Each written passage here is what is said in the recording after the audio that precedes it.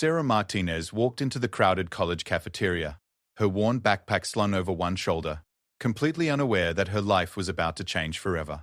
The whispers started immediately. Students pointed at her thrift store clothes, her calloused hands, and the way she carried herself with an unusual stillness that made some people uncomfortable. They saw a quiet girl from the wrong side of town who didn't belong in their elite private university. They had no idea they were staring at someone who had spent 6 years defending their freedom in the world's most dangerous places.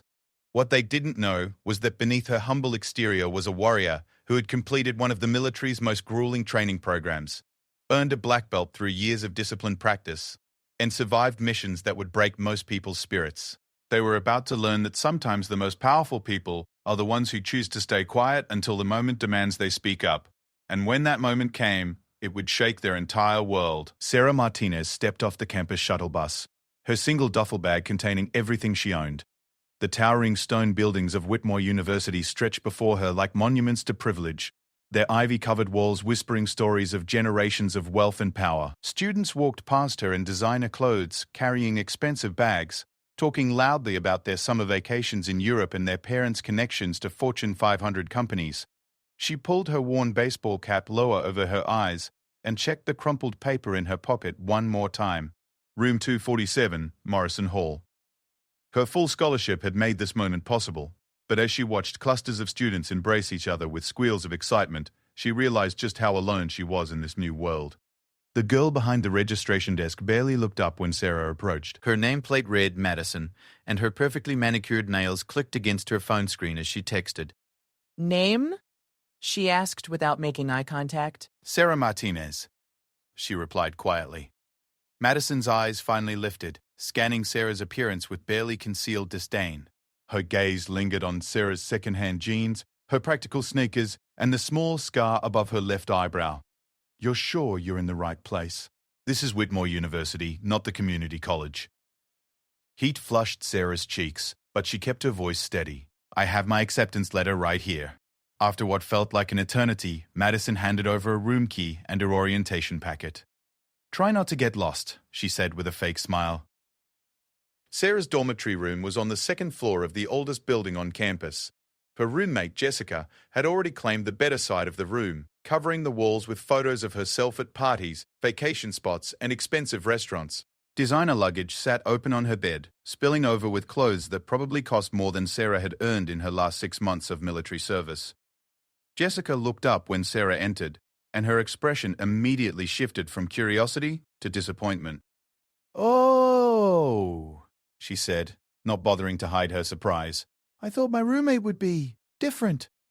Sarah set her duffel bag on the bare mattress that would be her bed for the next year. "Different how? Just, more like the other girls here." Jessica turned back to her unpacking, making it clear the conversation was over. That first night in the cafeteria, Sarah sat alone at a corner table, eating her meal in silence while watching groups of students laugh and socialize around her. She had faced enemy fire in the mountains of Afghanistan, had completed missions that most people couldn't imagine, but somehow this felt more intimidating than anything she had encountered in the military. 3 tables over, a group of girls whispered and pointed in her direction. Their leader, a blonde named Ashley Morrison, whose father's name was on half the buildings on campus, made no effort to lower her voice. "Did you see the new girl? I heard she's here on some kind of charity scholarship. My dad says they have to let a certain number of poor kids in now for diversity or something." Her friends giggled, emboldened by Ashley's cruelty. "Those clothes look like they came from Goodwill," one said. "And did you see her hands? They're all rough and scarred. What kind of background does she come from?" Sarah's grip tightened on her fork.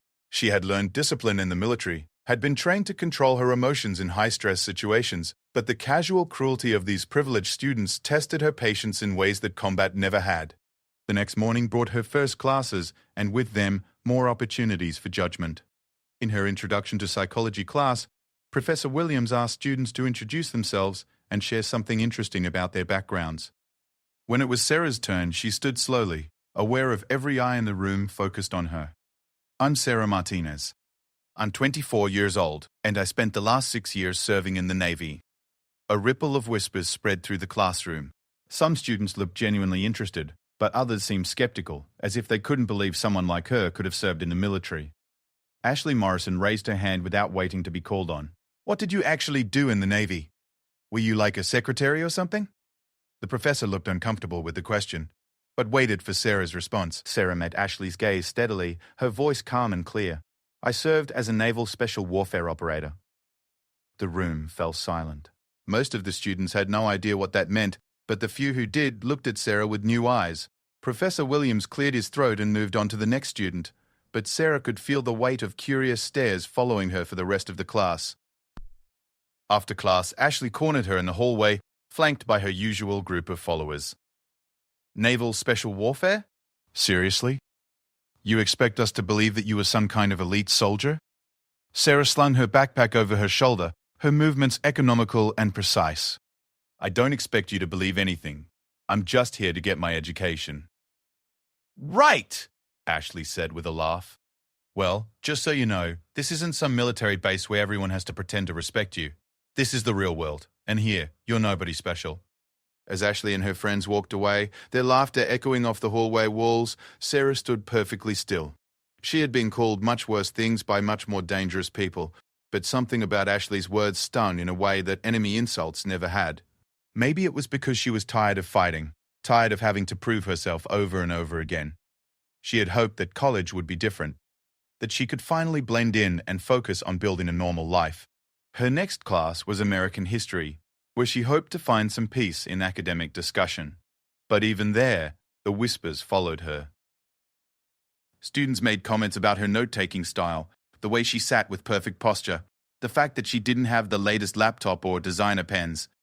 During a discussion about military conflicts, another student made a dismissive comment about soldiers being too dumb for college, clearly directing it at Sarah. She bit her tongue and said nothing, but Professor Johnson, a veteran himself, caught the exchange and made a mental note. The days blended together in a pattern of subtle harassment and social isolation. Sarah threw herself into her studies, spending long hours in the library while other students partied. She maintained perfect grades, but the constant stress of being an outsider began to wear on her. Her roommate Jessica made things worse by complaining to anyone who would listen about being stuck with the weird military girl. She would have friends over late at night, making sure to be as loud as possible, then act innocent when Sarah asked them to keep it down. One evening, Sarah was studying at her desk when Jessica and 3 friends burst into the room, clearly having pre-gamed for a party. They were loud, giggling, and completely inconsiderate of the fact that Sarah was trying to work. "Oh look, it's G.I. Jane," one of Jessica's friends said mockingly. "Studying again? Don't you ever do anything fun?" Sarah looked up from her textbook. "Just trying to keep up with my coursework." "Right, because you need all the help you can get," Jessica said. "I mean, you're obviously not used to this level of academic challenge." The casual assumption that she was less intelligent than they were pushed Sarah closer to her breaking point, but she maintained her composure. "Actually, I graduated high school with honors before joining the Navy." "Sure you did," Jessica said dismissively. "Come on, girls. Let's go somewhere with better company." They left in a cloud of expensive perfume and cruel laughter, leaving Sarah alone with her books and her growing frustration. The breaking point came 3 weeks into the semester during a campus safety seminar. The presenter, a local police officer, was discussing self-defense techniques when Ashley Morrison raised her hand. "This is all great information, but what about those of us who don't have military training, like some people here?" She looked directly at Sarah. I mean, we can't all be trained killers. The officer looked confused by the comment, but Sarah understood exactly what Ashley was trying to do. She was attempting to paint Sarah as dangerous, as someone to be feared rather than respected. Sarah stood up slowly, her chair scraping against the floor. Every eye in the room turned to her, expecting her to finally lose her temper, to prove their assumptions about her being unstable or aggressive. Instead, she looked directly at Ashley and spoke in the same calm, steady voice she had used to communicate with her squad in hostile territory. "You're right. Not everyone has military training, but everyone deserves to feel safe, and everyone has the right to defend themselves when necessary. That's what I fought for." She gathered her belongings and walked out of the seminar, her back straight and her head held high. Behind her, the room buzzed with whispered conversations and shocked reactions to her dignified response. That night, alone in her room while Jessica was out partying, Sarah sat on her bed and stared out the window at the campus quad. Students walked below, laughing and carefree, living the college experience she had always dreamed of having. She thought about the brothers and sisters she had served with, people who would have her back no matter what. She thought about the missions they had completed together, the trust they had built through shared danger and mutual respect. Here, she was completely alone. She pulled out her phone and scrolled through her contacts, stopping at the number for her old squad leader, Chief Martinez. He had told her to call if she ever needed anything, but she had promised herself she would make it on her own in the civilian world. Still, hearing his voice might remind her why she had chosen this path in the first place. Before she could make the call, her door opened and Jessica stumbled in, clearly drunk and accompanied by two equally intoxicated friends. "Oh look, the soldier girl is still here," Jessica slurred. "Don't you have some push-ups to do or something?" Her friends laughed as if this was the funniest thing they had ever heard. One of them, emboldened by alcohol, stepped closer to Sarah's bed. "I bet you're not even really military," she said. "I bet you just made it all up to try to seem interesting." Sarah looked at the three drunk girls and felt something shift inside her. For weeks she had absorbed their casual cruelty, their assumptions about her background and abilities. She had tried to turn the other cheek, to be the bigger person, to prove that she belonged in their world. But maybe she didn't want to belong in their world. Maybe their world wasn't worth the effort she had been putting into fitting in.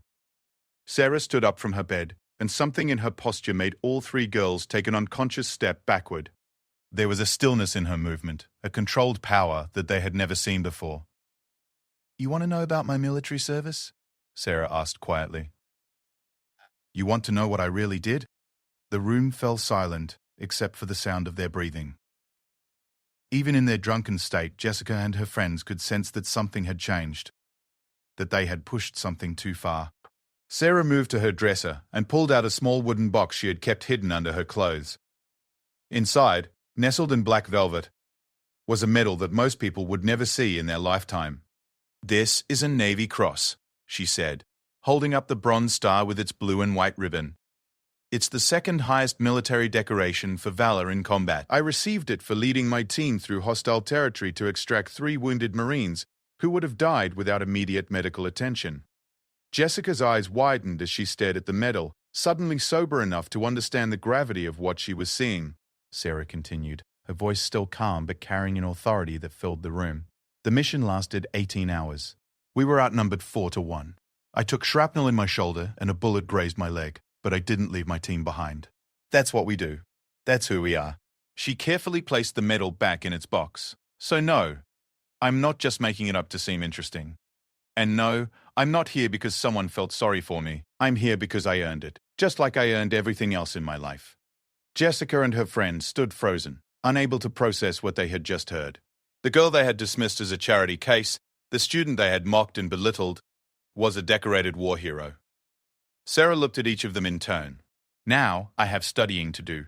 I'd appreciate it if you could keep it down." The three girls left without another word. And for the first time since arriving at Whitmore University, Sarah smiled to herself. She wasn't trying to fit into their world anymore. She was going to make them fit into hers. Word of Sarah's revelation spread through the campus faster than wildfire. By the next morning, everyone knew that the quiet girl from the wrong side of town was a decorated Navy veteran.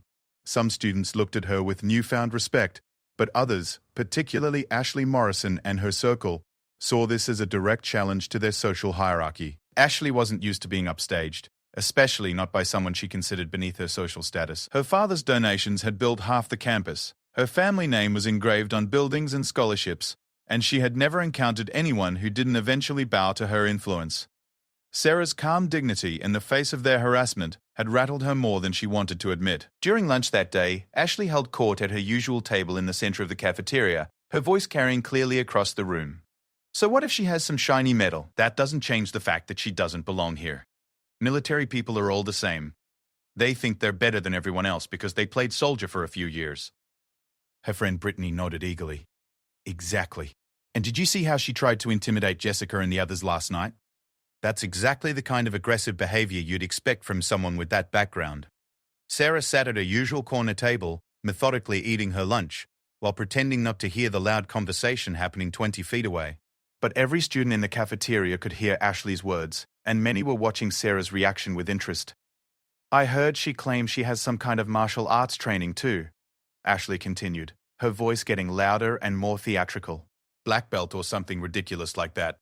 Honestly, how gullible do they think we are?" This caught Sarah's attention despite her best efforts to ignore them. She had never mentioned her martial arts training to anyone on campus. The only way they could have heard about it was through Jessica, who must have gone through Sarah's belongings while she was in class. Sarah stood up calmly, cleared her tray, and walked out of the cafeteria without acknowledging Ashley's performance. But inside, she was furious. Going through her personal belongings crossed a line that even enemy combatants had respected. That evening, Sarah returned to her dorm room to find Jessica packing frantically. "I requested a room transfer," Jessica announced without looking up. "I told them I felt unsafe rooming with someone with your background." Sarah set her backpack down carefully. "You went through my things." "I don't know what you're talking about," Jessica replied, but her guilty expression said otherwise. "My martial arts certificates were in the box with my medal. Now half the campus knows about my black belt training. That information came from somewhere." Jessica finally met her eyes, defiant despite being caught in her violation of Sarah's privacy. "So what if I looked? Roommates are supposed to know about each other. How was I supposed to feel safe not knowing what kind of person I was living with?" "The kind of person who spent 6 years defending your right to feel safe," Sarah replied quietly. "The kind of person who would have protected you if anyone tried to hurt you." For a moment, Jessica's bravado faltered. There was something in Sarah's tone that made her realize she might have made a serious mistake, but pride kept her from backing down. "Well, it doesn't matter now," Jessica said, zipping up her last suitcase. "I'm moving in with Ashley. We think alike." After Jessica left, Sarah sat alone in her now empty room and tried to process what was happening. In the military, conflict was direct and honest. If someone had a problem with you, they addressed it face to face. The social warfare of college was something entirely different, more subtle and cruel in its own way. The next few days brought a new level of harassment. Ashley and her friends made sure to be loudly skeptical whenever Sarah's military background came up in class discussions. They questioned every story, dismissed every achievement, and suggested repeatedly that she was exaggerating or lying about her service record. In her political science class, when Sarah contributed thoughtfully to a discussion about foreign policy, Ashley raised her hand immediately afterward. "It's interesting to hear opinions from someone who claims to have been in special operations, but shouldn't we be getting perspective from people who actually study these issues academically rather than just following orders?" Professor Hayes frowned at the comment. "Miss Morrison, I think military experience provides valuable real-world insight into these topics. Miss Martinez, would you like to elaborate on your perspective?" But Sarah had learned to pick her battles. "I think I've shared enough for today, Professor." Ashley smirked, taking Sarah's restraint as a victory. She had no idea that Sarah's silence came from strength, not weakness, and that she was simply choosing not to engage in petty conflicts that weren't worth her energy. The situation escalated during the university's annual Greek Week activities. Ashley was president of Delta Kappa sorority, one of the most exclusive organizations on campus, and she used the week's events as an opportunity to showcase her social power. The climax of Greek Week was always the charity sports tournament, where different organizations competed in various athletic events to raise money for local causes. This year's main event was a martial arts demonstration and friendly sparring competition, organized by the campus martial arts club. Ashley saw this as the perfect opportunity to publicly embarrass Sarah. During the opening ceremony, she made sure to volunteer as the event's primary sponsor, giving her a microphone and a platform to address the crowd. "I'm so excited to support this wonderful cause," Ashley announced to the gathered students, "and I'm especially looking forward to seeing some real martial arts skills on display. I know we have some people on campus who claim to have extensive training, so this should be very educational for all of us." Her meaning was clear to everyone present. Sarah, who had signed up to help with the event organization rather than compete, found herself being called out without being named. Master Chen, the elderly instructor who ran the campus martial arts club, approached Sarah after the ceremony. "I've heard some concerning rumors about you," he said in his gentle but direct way. "Some students are questioning your credentials and spreading doubt about your training." Sarah nodded, unsurprised that the gossip had reached him. "I'm not here to prove anything to anyone, Master Chen. I just want to help with the event and continue my studies."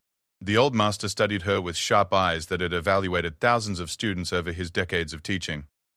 "Sometimes, young warrior, proving yourself is not about ego. Sometimes it is about standing up for truth and honor. These people are not just attacking you. They are questioning the integrity of all martial artists." That evening, Sarah received an unexpected visitor. Professor Johnson from her American history class knocked on her door, holding a cup of coffee and wearing the expression of someone who had something important to say. "Mind if I come in?" he asked. "I wanted to talk to you about something." Sarah invited him in, curious about what could have brought one of her professors to her dorm room after hours. I did some research, Professor Johnson said without preamble. I'm a veteran myself, Army Rangers, and something about your situation bothered me. So I made some calls. Sarah tensed, wondering what he had discovered and whether it would cause more problems for her. I spoke with your former commanding officer, he continued. Chief Martinez had some very interesting things to say about you. He told me about your Navy Cross citation, yes, but also about your other achievements. Did you know you're one of only 12 women to complete the full Naval Special Warfare Training Program? Sarah shifted uncomfortably. I prefer not to discuss the details of my service, Professor. I understand that. But what I don't understand is why you're letting a bunch of privileged kids treat you like you're the one who doesn't belong here. Professor Johnson leaned forward, his expression serious. These students have been handed everything in their lives. They've never been tested, never faced real adversity, never had to prove themselves when it actually mattered. And they're questioning the character of someone who volunteered to serve their country? I'm not looking for a fight, Sarah said quietly. I'm not talking about fighting. I'm talking about standing up. There's a difference. Professor Johnson stood up to leave. Think about it, Sarah.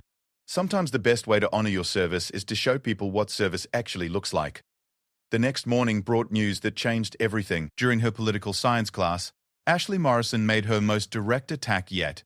When Professor Hayes asked for student opinions on military leadership styles, Ashley raised her hand with a malicious smile. Professor, I think we need to be careful about taking military advice from people who might not have actually served in the capacity they claim.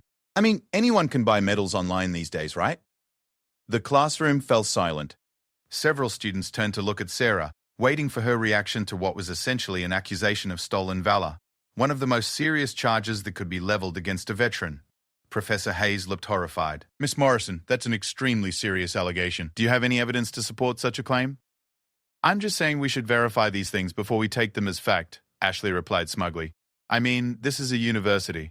We're supposed to value truth and evidence, aren't we? Sarah stood up slowly, her books in her hand. For a moment, everyone expected her to storm out or respond angrily to Ashley's accusation. Instead, she looked directly at Ashley with the same calm expression she had worn under enemy fire. You're absolutely right, Sarah said clearly. Truth and evidence are important, which is why I think it's time people knew the whole truth about my service record. She turned to Professor Hayes. Professor, would it be possible for me to use a few minutes of next week's class to give a presentation? I have some documentation that might be educational for everyone. Professor Hayes nodded eagerly, sensing that something significant was about to happen. Of course, Miss Martinez. I think that would be very valuable for the class. Sarah gathered her belongings and walked out, leaving Ashley looking uncertain for the first time since the harassment had begun. Something in Sarah's tone had suggested that this challenge was about to backfire in ways Ashley hadn't anticipated. That weekend, Sarah made several phone calls. She contacted her former unit, the university's Veteran Affairs Office, and several organizations she had worked with during her military service. She also reached out to Master Chen at the Martial Arts Club. I've been thinking about what you said, she told the elderly instructor, about standing up for truth and honor. I think you're right. This isn't just about me anymore. Master Chen smiled knowingly. What do you need, young warrior? I'd like to request a formal demonstration.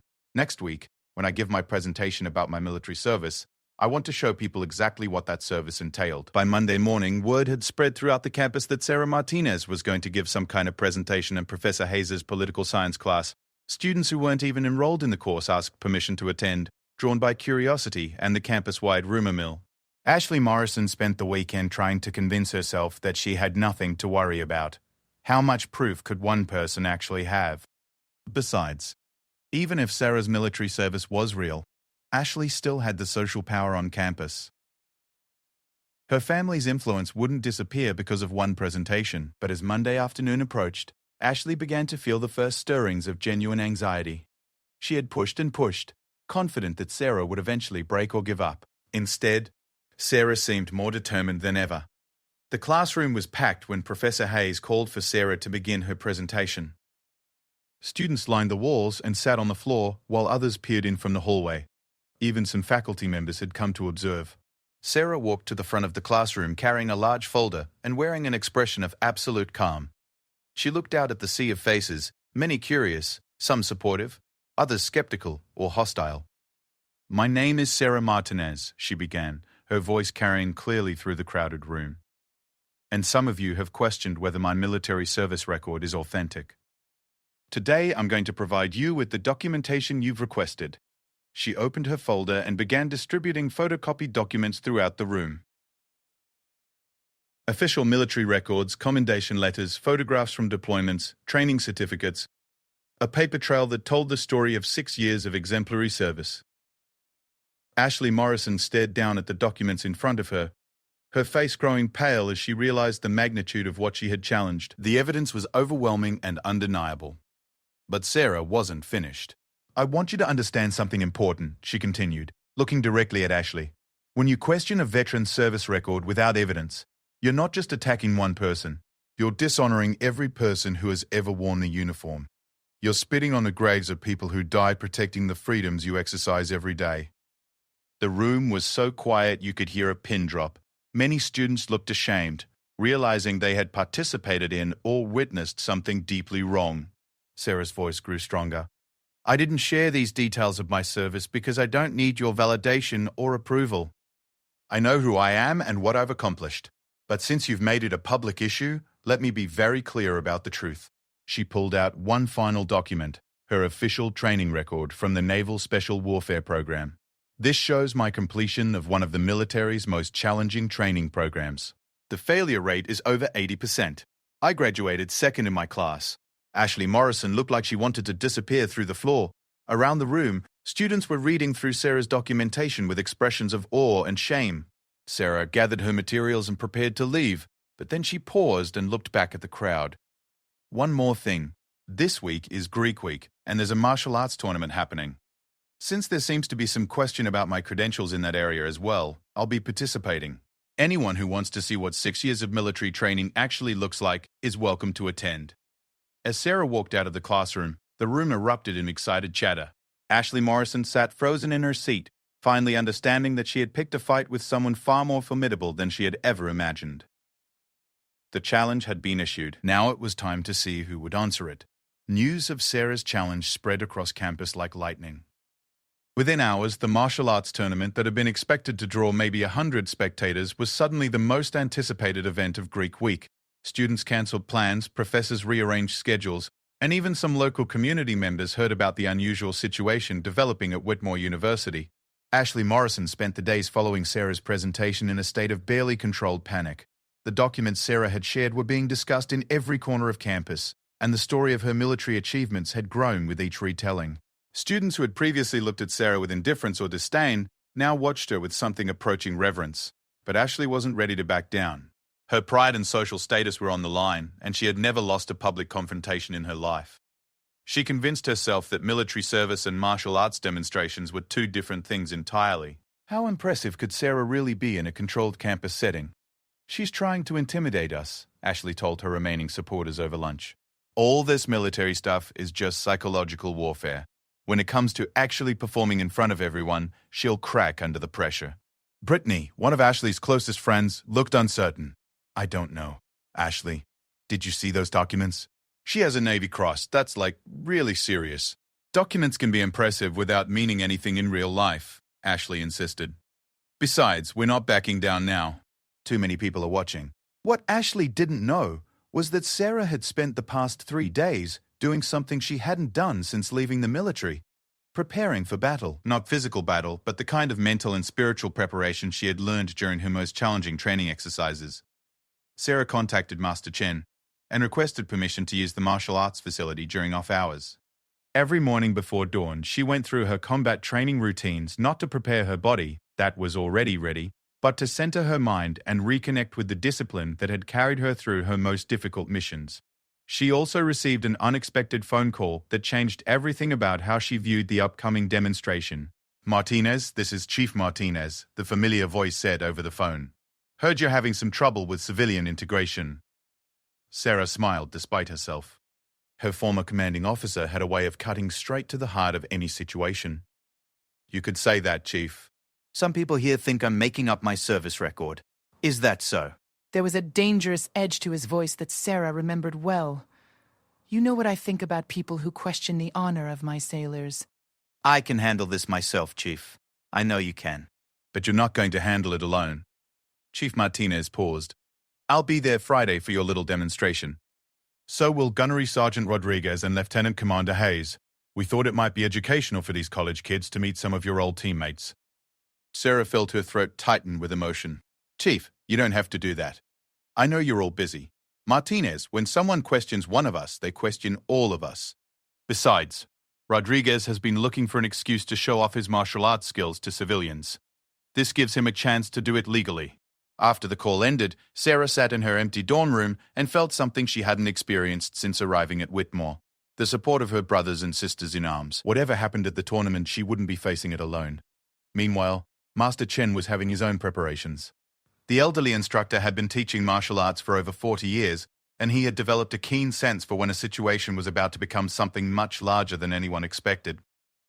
He reached out to several of his former students who had gone on to successful careers in law enforcement and military service. Word spread through networks that most college students never knew existed, networks of people who had dedicated their lives to service and protection. By Thursday evening, the list of people planning to attend Friday's tournament had grown far beyond what anyone had anticipated. The campus security office quietly reached out to the local police department to request additional support, not because they expected trouble, but because they were expecting a crowd that might exceed the capacity of their usual venues. Professor Johnson, the history professor who had spoken with Sarah earlier, took it upon himself to do some additional research.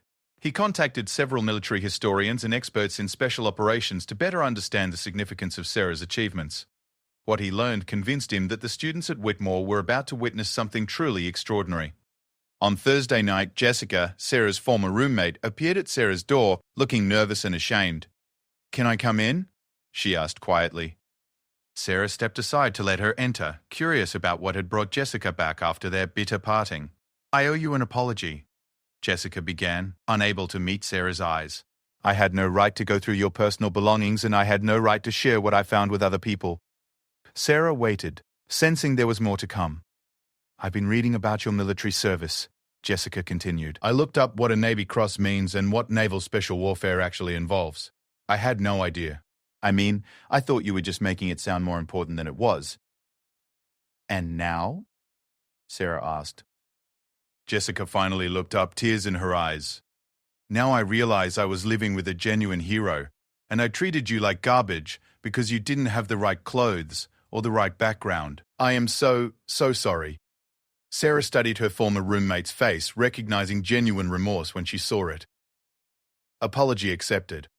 But this doesn't change anything between us. Too much has happened." "I know," Jessica said quickly. "I'm not asking for forgiveness or friendship. I just wanted you to know that some of us realize how wrong we were." After Jessica left, Sarah lay on her bed staring at the ceiling, thinking about the journey that had brought her to this moment. 6 months ago, she had been planning dangerous missions in hostile territory. Now she was preparing to demonstrate martial arts skills to a bunch of college students. Life had a strange way of presenting new challenges when you least expected them. Friday morning arrived, crisp and clear. Sarah woke before dawn, as she had trained herself to do during her military service, and went through her morning routine with the methodical precision of someone preparing for an important mission. She dressed in her martial arts uniform, a simple white gi that she had earned the right to wear through years of disciplined training. The black belt around her waist was worn and frayed from years of use, bearing the marks of countless hours of practice and competition. As she walked across campus toward the sports complex, she noticed that more people were out and about than usual for a Friday morning. Students pointed as she passed, some offering words of encouragement, others simply watching with curiosity. The sports complex was buzzing with activity when she arrived. Master Chen was directing the setup of demonstration mats and equipment, but he paused when he saw Sarah approaching. "You ready for this, young warrior?" he asked. Sarah looked around at the growing crowd of spectators, the carefully arranged equipment, and the banners advertising the charity tournament. "As ready as I'll ever be, Master Chen." The elderly instructor studied her face carefully. "I've been teaching martial arts for 4 decades. I can usually tell when a student is nervous or overconfident or unprepared. But I see none of those things in you today." "What do you see?" Sarah asked. Master Chen smiled. "I see someone who has found their center, someone who knows exactly who they are and what they're capable of. That's a rare thing, even among advanced practitioners." The first official event of the tournament was a forms demonstration, where individual martial artists performed choreographed sequences showing various techniques and principles. Sarah had signed up for this event, choosing to perform a form that combined elements from multiple martial arts disciplines she had studied. As the morning progressed, the crowd continued to grow. By the time Sarah's demonstration was scheduled to begin, the sports complex was packed beyond capacity. Students sat in the bleachers, lined the walls, and filled every available space. Faculty members who rarely attended student events had made special arrangements to be there. Ashley Morrison sat in the front row, with her remaining supporters, her face a mask of forced confidence. But Sarah could see the tension in her posture, the way her hands gripped her seat, the nervous energy that she was trying to hide from everyone around her. At exactly noon, Master Chen took the microphone to address the crowd.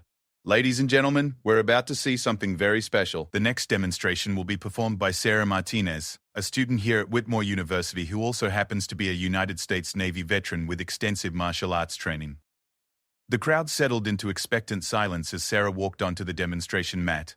She moved with the fluid precision of someone completely comfortable in their own body, every step deliberate and controlled. But then something unexpected happened.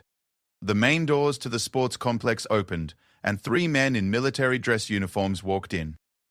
Chief Martinez led the way, his chest displaying rows of ribbons and decorations that told the story of a distinguished military career. Behind him walked Gunnery Sergeant Rodriguez and Lieutenant Commander Hayes, both equally impressive in their bearing and presentation. The crowd parted as the 3 military personnel made their way toward the demonstration area. Students who had never seen real military dress uniforms up close stared in awe at the display of professionalism and earned authority. Sarah saw her former teammates and felt her composure crack for just a moment. These men had traveled hundreds of miles to support her, to stand with her in front of a crowd of people who had questioned her honor and integrity. Chief Martinez caught her eye and gave her the slightest nod of acknowledgement. In that gesture, Sarah heard every lesson he had ever taught her about courage, honor, and standing up for what was right. Master Chen, sensing the significance of the moment, adjusted his introduction. Ladies and gentlemen, we are honored to be joined today by members of Miss Martinez's former military unit who have traveled here to observe this demonstration. Ashley Morrison looked like she was going to be sick. The presence of Sarah's former commanding officers turned this from a college student's martial arts demonstration into something much more significant and intimidating. Sarah moved to the center of the mat and assumed her starting position. The form she had chosen was one that would demonstrate not just her technical skills, but the mental discipline and spiritual focus that separated true martial artists from people who merely knew how to fight. The gymnasium fell completely silent as Sarah began her performance. Her movements were poetry in motion, every technique executed with perfect precision, every transition flowing seamlessly into the next. But more than the technical excellence, what impressed the audience was the sense of complete control and awareness she projected. This wasn't someone performing for a crowd. This was a warrior demonstrating the fruits of years of dedicated training and real-world application. Every movement spoke of experience gained through actual combat, discipline earned through genuine hardship, and skill developed through countless hours of practice. When she finished her form and returned to her starting position, the gymnasium remained silent for several heartbeats. Then the applause began. Not the polite clapping typical of college events, but genuine appreciation for something exceptional they had just witnessed. Chief Martinez stepped forward and requested permission to address the crowd. Master Chen handed him the microphone without hesitation. "I'm Chief Petty Officer Martinez, United States Navy," he began, his voice carrying the authority of someone used to command. "Sarah Martinez served under my command for 3 years, in some of the most challenging environments our military faces. I want to tell you something about this young woman that you might not know."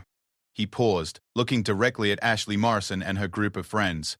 During her second deployment, Petty Officer Martinez volunteered for a mission to extract wounded Marines who were pinned down by enemy fire. The mission was classified as extremely high risk, with a projected casualty rate of 70%. The crowd hung on his every word, many learning for the first time the true nature of Sarah's military service. She led a team of 4 sailors through 18 hours of combat operations, crossing hostile territory while under constant enemy fire. When one of her team members was wounded, she carried him on her back for 3 miles through mountainous terrain. When they reached the extraction point, she volunteered to stay behind and provide cover fire until the helicopters could evacuate all the wounded personnel. Ashley Morrison was staring at the floor, unable to meet anyone's eyes as the full weight of her campaign against Sarah became clear to everyone present. Chief Martinez continued, The Navy Cross she received for that mission represents the second highest military decoration for valor. Only the Medal of Honor ranks higher. In her 6 years of service, Sarah Martinez embodied every value we hold sacred: honor, courage, and commitment. He handed the microphone back to Master Chen and walked over to Sarah. In front of the entire crowd, he rendered a crisp military salute, which Sarah returned with equal precision. The impact of this gesture on the assembled college students was profound. Many had never seen the respect and brotherhood that existed between military personnel, and witnessing this display of mutual honor in person was unlike anything in their previous experience. But the day's revelations weren't over yet. Master Chen returned to the microphone with an announcement that surprised even Sarah. Ladies and gentlemen, I have a special request from someone in our audience today. Gunnery Sergeant Rodriguez, United States Marine Corps, has asked permission to join Miss Martinez for a demonstration of advanced sparring techniques. Rodriguez stepped forward, and Sarah saw that he had brought his own martial arts uniform. Her former teammate was a master of multiple martial arts disciplines and had been her primary training partner during their deployments. You up for some real sparring, Martinez? Rodriguez asked with a grin. These college kids should see what military training actually produces. Sarah smiled back, feeling the comfortable camaraderie that had sustained them through dangerous missions. Just try to keep up, Marine. What followed was 15 minutes of the most impressive martial arts demonstration anyone at Whitmore University had ever witnessed. Sarah and Rodriguez moved together like they could read each other's minds, demonstrating techniques and combinations that showcased years of training and real-world application. But more than the technical skill, what impressed the audience was the obvious respect and trust between the two fighters. This wasn't about dominance or showing off. It was about two warriors demonstrating the peak of their craft to people who might never see anything like it again. When they finished, both fighters bowed to each other and to the audience. The crowd erupted in sustained applause that lasted for several minutes. Ashley Morrison and her remaining supporters had quietly slipped out during the demonstration, unable to face the reality of what they had tried to tear down. The social hierarchy they had tried to protect by attacking Sarah had crumbled in the face of genuine achievement and authentic character. As the crowd began to disperse, dozens of students approached Sarah to thank her for the demonstration and to apologize for how she had been treated. Many admitted they had never really understood what military service involved, and that seeing her skills firsthand had given them a new perspective on the sacrifices made by service members. Professor Johnson approached with several other faculty members who wanted to express their appreciation for what Sarah had shared with the campus community. That was extraordinary, he said.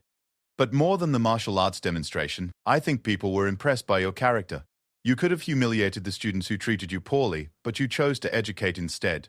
Sarah looked around at the groups of students still discussing what they had witnessed, many with expressions of genuine respect and admiration. I didn't come here to impress anyone, she said. I came here to get an education and build a normal life. But sometimes you have to stand up for what's right, even when you'd rather just blend in. Chief Martinez joined the conversation, pride evident in his expression. You did good today, Martinez. You showed these young people what real strength looks like. Not the need to tear others down, but the confidence to lift others up. As the day ended and her former teammates prepared to head back to their respective duty stations, Sarah realized that something fundamental had changed. She was no longer the outsider trying to fit into an unwelcoming environment. She had claimed her place at Whitmore University through the strength of her character and the authenticity of her achievements. The challenges weren't over. There would always be people who resented those who had accomplished things they never could. But Sarah had learned something important about herself. She didn't need anyone else's approval to know her worth. And she was strong enough to stand up for that worth when it was challenged. The real test would be what happened next, now that everyone knew exactly who Sarah Martinez really was. The weeks following the martial arts demonstration brought a transformation to Whitmore University that no one could have predicted. Sarah Martinez, who had arrived on campus as an overlooked scholarship student, had become something of a campus legend overnight. But more than individual fame, her story had sparked conversations about respect, service, and what it truly meant to have earned your place in the world. Ashley Morrison had not returned to classes since the day of the demonstration. Rumors circulated that she had taken a medical leave of absence, though most students suspected it was more about social embarrassment than any physical ailment. Her father, Richard Morrison, had made several angry phone calls to the university administration demanding action against what he called military intimidation tactics on campus. Dean Williams, a calm and experienced administrator, had listened politely to Mr. Bewart Morrison's complaints before responding with facts that ended the conversation quickly. Mr. Morrison, the dean had said, your daughter publicly accused a decorated military veteran of fabricating her service record. When Miss Martinez provided documentation proving her achievements, your daughter chose not to apologize or acknowledge her error. The martial arts demonstration was a campus event open to all students. If your daughter felt uncomfortable attending, she was free to stay away. The conversation had ended with Richard Morrison threatening to withdraw his financial support from the university, a threat that Dean Williams met with equanimity. That's certainly your right, Mr. Paul Morrison. But I should mention that several alumni who are military veterans have reached out to express their support for Miss Martinez and their willingness to establish new scholarship funds for veteran students. While Ashley's supporters scattered and distanced themselves from the controversy, Sarah found herself in an unexpected position. Students who had never spoken to her before were approaching with questions about military service, requests for advice, and genuine interest in her experiences. Maria Santos, a sophomore from a working-class family similar to Sarah's background, was one of the first to reach out. I wanted to thank you, she said, finding Sarah in the library one evening. I've been here 2 years and I've always felt like an outsider because my parents don't have money or connections. Watching you stand up for yourself made me realize I don't have to apologize for where I come from. These conversations became more frequent as word of Sarah's story spread beyond campus. A local newspaper picked up the story of the decorated veteran facing harassment at an elite university, and soon Sarah was receiving interview requests from regional media outlets. She turned down most of these requests, preferring to focus on her studies. But she did agree to speak with the university newspaper. The interview, conducted by journalism student David Chen, Master Chen's grandson, would become one of the most widely read articles in the paper's history. People seem to think I did something extraordinary, Sarah told David, but all I did was refuse to let others define who I am based on their assumptions. That should be normal, not remarkable. When asked about the harassment she had faced, Sarah chose her words carefully. I think some students here have never been challenged to look beyond their comfort zones. They see someone different and assume that different means lesser. Military service taught me that our differences are often our greatest strengths. The article, titled The Quiet Warrior, A Veteran's Journey from Combat to Campus, was picked up by several national publications and brought attention not just to Sarah's situation, but to the broader challenges faced by military veterans transitioning to civilian education. This attention led to an unexpected phone call from Dr. Jennifer Hayes, the university's Vice President of Student Affairs. Miss Martinez, she said, we've received dozens of calls from prospective students asking about support services for military veterans. Would you be interested in helping us develop a comprehensive program? Sarah was intrigued, but cautious. What kind of program?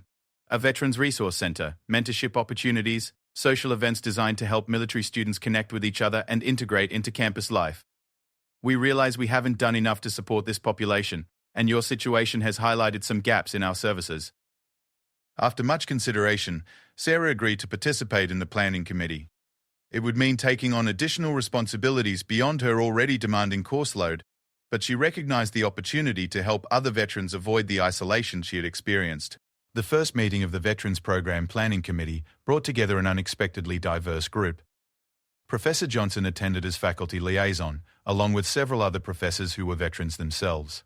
3 current students who had served in various branches of the military joined the discussion, sharing their own stories of challenges they had faced in transitioning to campus life. Dr. Hayes opened the meeting with a sobering statistic. Nationally, veteran students have a higher dropout rate than traditional students, often due to social isolation and difficulty connecting with campus resources. We want to change that here at Whitmore. Sarah found herself naturally taking a leadership role in the discussion, drawing on her military experience with logistics and planning to help organize the proposed programs. But more importantly, she found herself surrounded by peers who understood the unique challenges of transitioning from military to civilian life. Sergeant First Class Michael Torres, who was studying engineering, spoke about the culture shock of moving from highly structured military environment to the relatively unstructured world of college. In the Army, everyone knows their role and follows clear procedures. Here, I sometimes feel lost trying to figure out unwritten social rules. Lieutenant Janet Kim, a former Air Force officer now pursuing her MBA, nodded in agreement, and the age difference doesn't help. Most of our classmates are 18 and 19, worried about parties and dating. We're thinking about mortgages and starting families. As the planning sessions continued over the following weeks, Sarah discovered something she hadn't expected. A new sense of purpose that combined her military experience with her educational goals. She was studying psychology with the intention of eventually working in counseling or social services, and this project gave her practical experience in program development and peer support. But the impact of her campus transformation extended beyond the Veterans Program.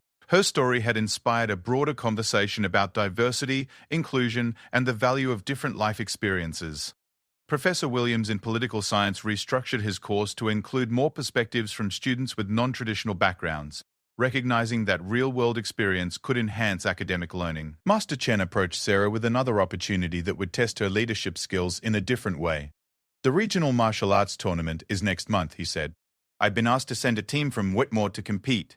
Would you be interested in coaching our students? Sarah was initially reluctant. Master Chen, I'm not sure I'm the right person for that. My experience is more practical than competitive. The elderly instructor smiled knowingly. Young warrior, there are many ways to teach martial arts. Competition techniques, forms, physical conditioning, these are important. But what our students need most is to understand the mental discipline and spiritual growth that true martial arts training provides. That's something you can teach better than anyone. Coaching the university martial arts team proved to be more challenging than Sarah had anticipated, but for entirely different reasons than she expected. The students were eager to learn and respectful of her expertise, but they struggled with the mental aspects of training that came naturally to her. Why can't I get this combination right? Asked Tommy Wu, a junior who had been studying martial arts for 3 years. I know all the individual techniques. Sarah watched him attempt the sequence again, noting the tension in his shoulders and the frustration in his movements.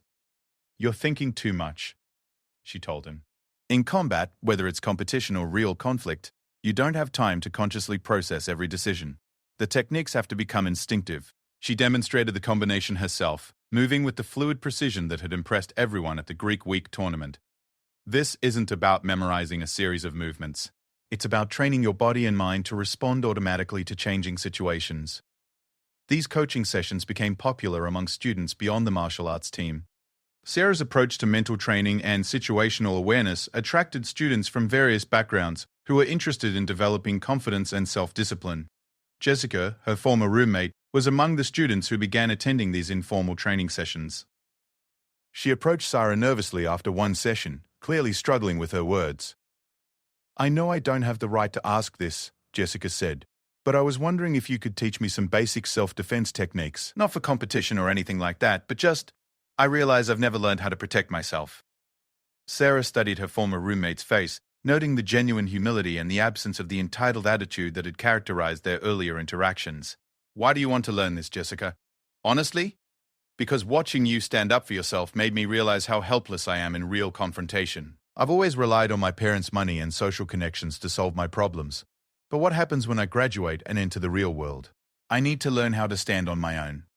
This conversation led to Sarah developing what became known as the Confidence Building Workshop, a program that combined basic self-defense techniques with mental training and assertiveness skills. The workshops were designed for students who had never considered martial arts training but wanted to develop personal confidence and physical awareness. The program attracted participants from across campus, including many students from privileged backgrounds who had never been challenged to develop real inner strength. Sarah found these sessions particularly rewarding because they addressed the root causes of behavior like Ashley's, insecurity masked by artificial superiority based on external advantages. One evening, as Sarah was locking up the martial arts facility after a late training session, she was surprised to find Dean Williams waiting for her in the hallway.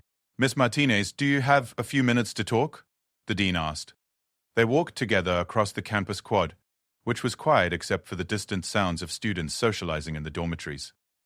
The conversation that followed would change the trajectory of Sarah's university experience once again. I want to talk to you about your future here at Whitmore. Dean Williams began. Your academic performance has been exemplary, but more than that, you've become a leader in ways that we couldn't have anticipated when you first arrived. Sarah listened carefully, uncertain where this conversation was heading. We've been discussing the possibility of creating a new position, a student veteran coordinator role that would be part of our student services team. It would involve working with incoming veteran students, developing support programs, and serving as a liaison between the veteran community and university administration. The dean paused as they reached the steps of the library. The position would come with a full scholarship renewal, a modest salary, and housing in one of our graduate student apartments. More importantly, it would allow you to continue your education while building a program that could serve as a model for other universities. Sarah was quiet for a long moment, processing the unexpected opportunity. "Why me?" she finally asked. Dean Williams smiled. "Because in 6 months you've accomplished something remarkable. You've not only overcome the challenges you faced personally, but you've used those challenges to create positive change for others. That's the kind of leadership we want to support and develop." That night, Sarah called Chief Martinez to discuss the opportunity. Her former commanding officer listened carefully as she described the proposed position and her conflicted feelings about taking on such a public role. "Martinez," he said when she finished, "do you remember what I told you the day you left active duty? You said that service doesn't end when you take off the uniform, it just changes form." "Exactly. This sounds like another way to serve, to use your skills and experience to help people who need it. The question isn't whether you're qualified, you've already proven that. The question is whether you're ready to accept the responsibility." After several days of consideration, Sarah accepted the position.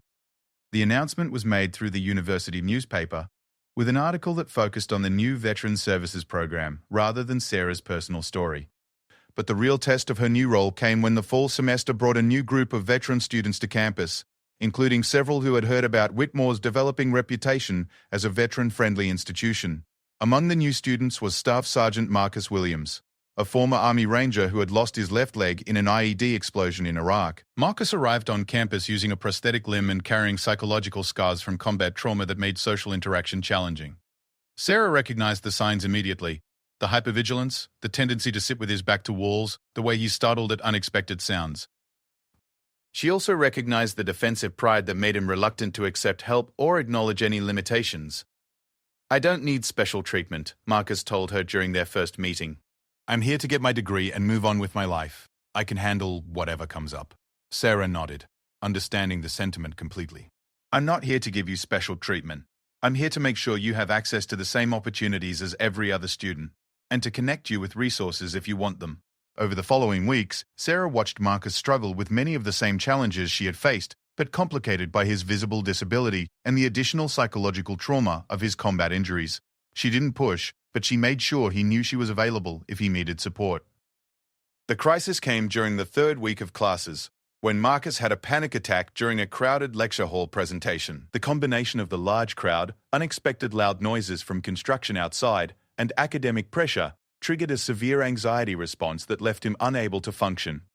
Sarah received the call from campus security and immediately went to help. She found Marcus in the campus health center, surrounded by well-meaning medical personnel who were trying to calm him down with techniques that weren't working for someone with combat trauma. "Marcus," she said quietly, approaching slowly so he could see her coming. "It's Sarah. I need you to focus on my voice." She used the grounding technique she had learned from her own experience with combat stress, helping him regain control of his breathing and reorient himself to his present environment. Within 20 minutes, his panic attack had subsided. Later, as they sat together outside the health center, Marcus finally opened up about the struggles he had been hiding. "I thought I could just push through it like I did everything else," he said. "But this is different. In the Army, I knew how to handle any situation. Here, I feel like I'm drowning." Sarah shared her own story of transition challenges, including the isolation and cultural disconnect she had experienced during her first months on campus. But she also talked about the support network she had found and the sense of purpose that had emerged from helping other veterans. The thing about civilian transition, she told him, is that we're trained to be independent and self-reliant. But sometimes the strongest thing you can do is accept help from people who understand what you're going through. This conversation marked a turning point not just for Marcus, but for the entire veterans program.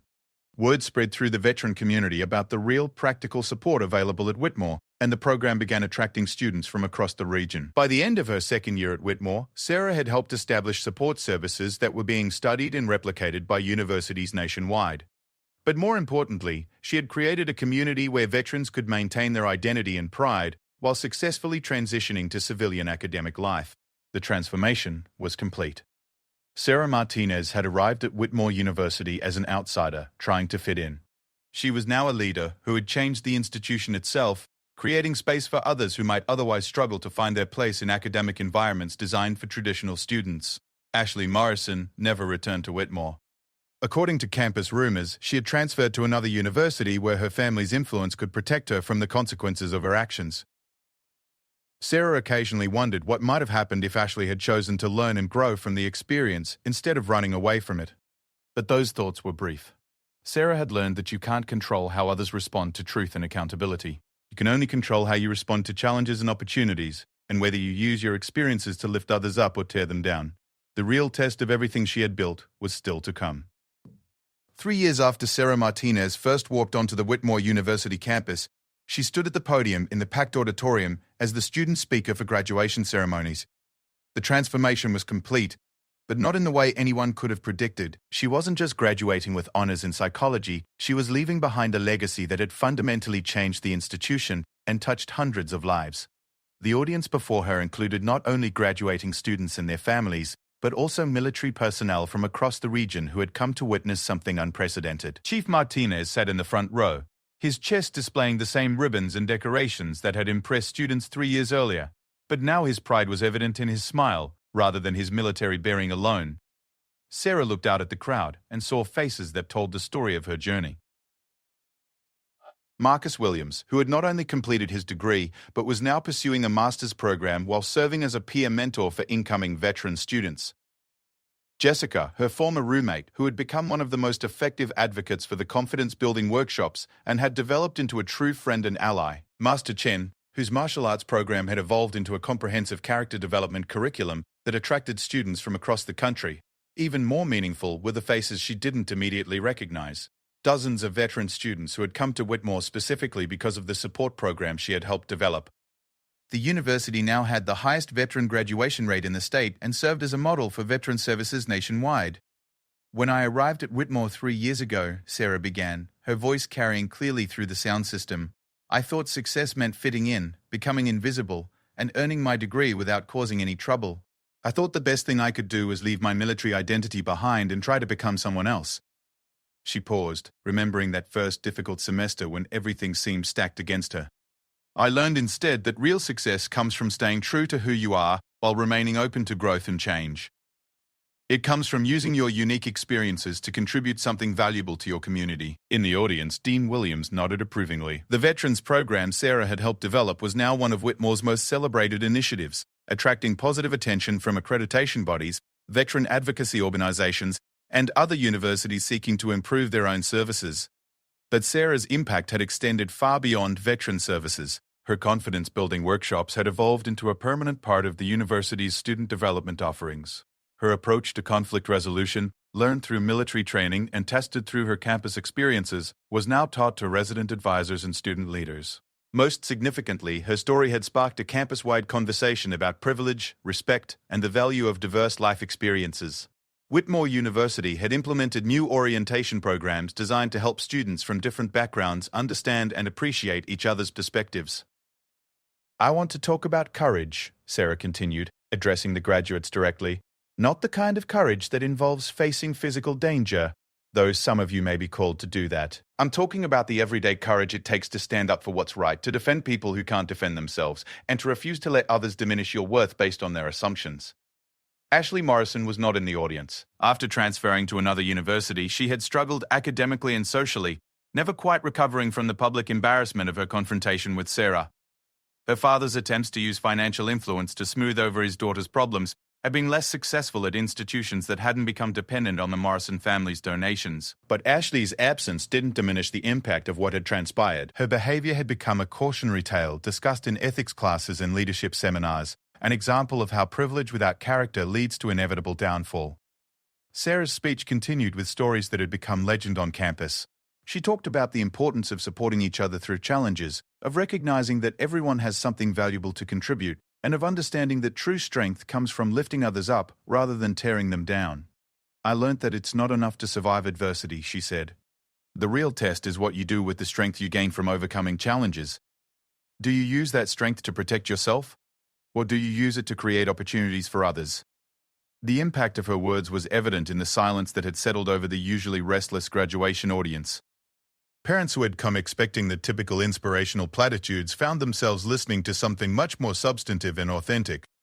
Professor Johnson, who had played a crucial role in encouraging Sarah during her darkest moments on campus, wiped tears from his eyes as he listened to her describe the importance of mentorship and support from faculty members who see potential in struggling students. None of us succeed alone, Sarah emphasized. I had the privilege of serving with the finest military personnel this country has ever produced. And I had the honor of learning from faculty and fellow students who challenged me to grow in ways I never expected. After the formal ceremony, Sarah was surrounded by well-wishers, but the conversation she valued most came from an unexpected source. Richard Morrison, Ashley's father, approached her near the reception area, looking uncomfortable but determined. Miss Martinez, he said, extending his hand. I owe you an apology. I made some phone calls 3 years ago that I regret, based on incomplete information and misplaced loyalty to my daughter. I've since learned more about your background and your contributions to this university. Sarah shook his hand, noting the genuine remorse in his expression. Thank you, Mr. Morrison. I hope Ashley is doing well. He looked away, clearly struggling with difficult emotions. She's finding her way, slowly. It's been hard for her to accept that actions have consequences, especially when you've been shielded from those consequences your whole life. But maybe what happened here was something she needed to experience.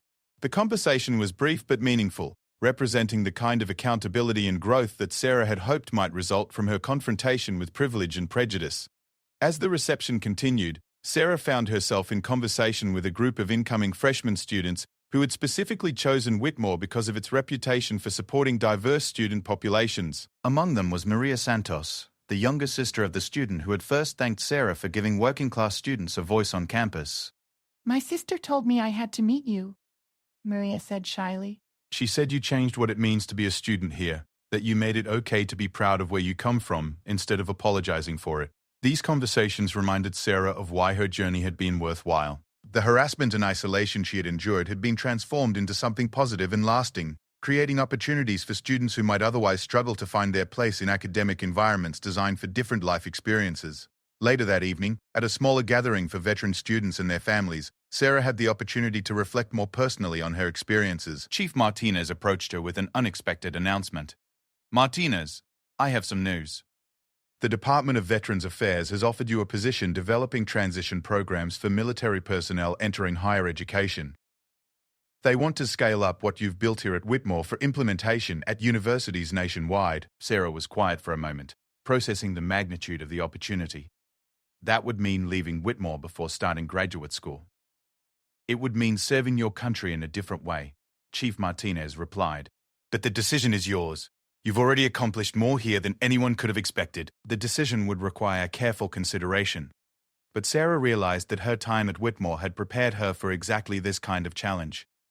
She had learned how to navigate complex institutional structures, how to build coalitions among diverse groups of people, and how to create sustainable programs that could continue functioning without constant supervision.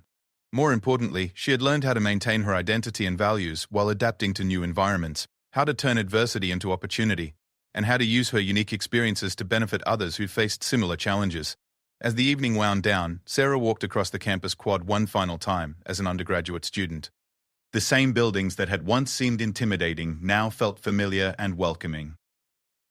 The paths where she had once walked alone were now filled with students from diverse backgrounds who felt confident in their right to be there. She stopped at the martial arts facility where so much of her transformation had taken place.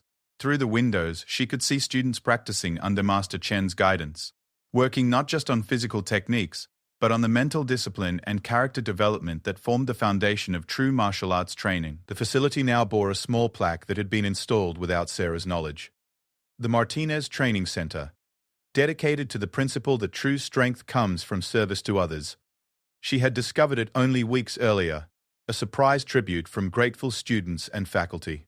Her phone buzzed with a text message from Marcus Williams. Just got accepted to the doctoral program in counseling psychology. Thanks for showing me that setbacks don't have to define your future. These messages had become common as students she had worked with achieved their own goals and milestones. The ripple effects of her influence were now extending far beyond her direct involvement, as people she had helped were now helping others in turn. Sarah thought about the young woman who had stepped off the campus shuttle bus 3 years earlier, carrying everything she owned in a single duffel bag, and hoping simply to earn her degree without causing trouble. That woman had been strong and accomplished, but she had also been isolated and defensive, trying to hide the experiences that made her different. The person she had become was someone who understood that difference was not a weakness to be overcome, but a strength to be shared. She had learned that leadership wasn't about commanding others, but about creating conditions where everyone could succeed according to their own potential. Most importantly, she had discovered that service doesn't end when you achieve your personal goals. It evolves and expands to create opportunities for others. The next morning, Sarah made her decision about the Veterans Affairs position. She would accept the role, but with conditions that would allow her to continue her graduate studies part-time while developing national programs based on what she had learned at Whitmore. 5 years later, Sarah Martinez was recognized by the President of the United States as the architect of the most successful veteran education transition program in the country's history. The program she had developed was now active at over 200 universities nationwide, with graduation rates for veteran students increasing by an average of 40% at participating institutions. But the recognition she valued most came in smaller, more personal forms. The hundreds of thank you letters from veteran students who had found their path to success through programs she had developed. The updates from Whitmore faculty about students who had been inspired by her story to pursue service careers of their own. The news that Ashley Morrison had finally found her way, working with a non-profit organization that provided educational opportunities for underprivileged youth. Master Chen, now retired but still teaching occasional seminars, often told new students about the young warrior who had taught him as much as he had taught her. True martial arts, he would say, is not about defeating enemies. It's about transforming conflict into growth, adversity into strength, and individual achievement into collective benefit. Jessica, who had completed law school and was now working in veterans advocacy, frequently spoke at conferences about the transformation she had witnessed and experienced. "I learned that privilege without purpose is meaningless," she would tell audiences. Sarah showed us that real influence comes from using whatever advantages you have to create opportunities for others. The story of Get Out New Girl had become more than just a cautionary tale about bullying or a celebration of military service. It had evolved into a testament to the power of authentic character, the importance of standing up for what's right, and the ripple effects that occur when one person's courage inspires others to become their best selves. Sarah Martinez had arrived at Whitmore University as a stranger in a strange land, someone whose background and experiences seemed incompatible with the elite academic environment she had entered. She graduated as a leader whose influence had transformed not just her own institution, but the entire approach to veteran services in higher education. Her legacy lived on in every student who found the courage to be authentic rather than apologetic about their background, in every veteran who successfully transitioned to civilian education, and in every person who chose to use their strength to lift others up rather than tear them down. The quiet warrior had learned that the most powerful victories are not won through force or dominance, but through the patient work of building bridges, creating opportunities, and demonstrating through example that everyone deserves respect, support, and the chance to contribute their unique gifts to the world. In the end, Sarah Martinez had not just survived her challenges at Whitmore University, she had transformed them into a legacy of service that would continue long after her own graduation. She had proven that sometimes the most unlikely people, facing the most difficult circumstances, can create the most profound and lasting change. And that was a lesson worth learning for anyone brave enough to stand up and make it happen.